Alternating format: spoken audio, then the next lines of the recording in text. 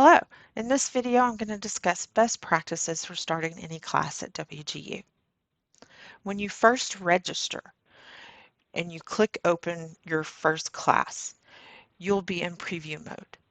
You'll see this purple box here um, letting you know you have to click start the class. To do so, click the Start Course button here in the blue bar, right underneath Course Feedback. This will allow you access to the course content.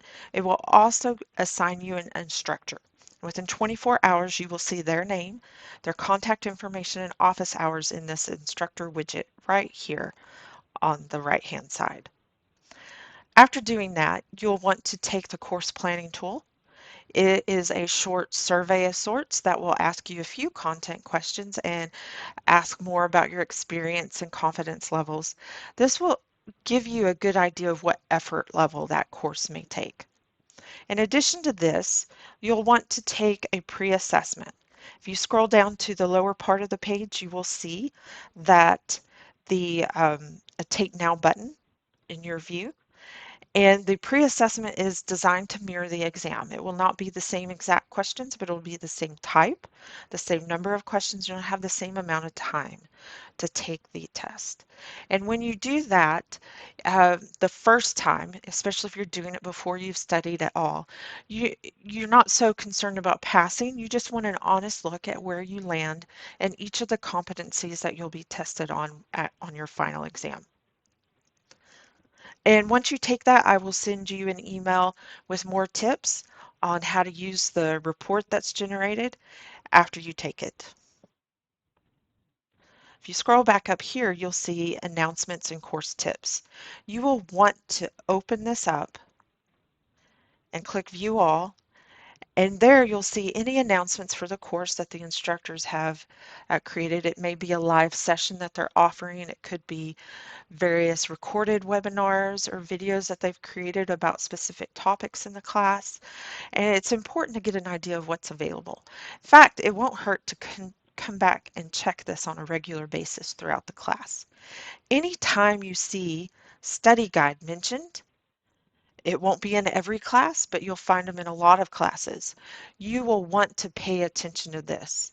In my experience, anytime an instructor has created a study guide, it's critical to knowing exactly what is on the exam. And it usually is done when the book perhaps selected for the course is a little bit too broad for what the course is actually meant to cover.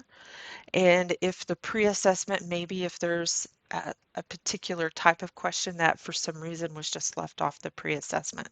So when you see a study guide, print it out and use it as you go along through the course material.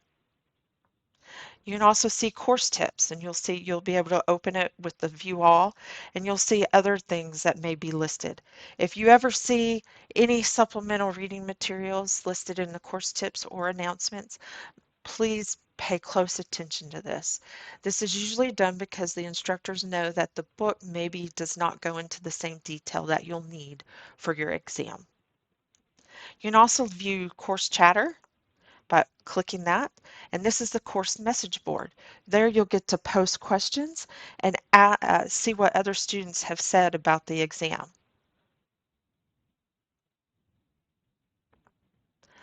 After you've done all that, you know exactly what tools are in your toolbox for this class, and you'll be able to determine your path of study.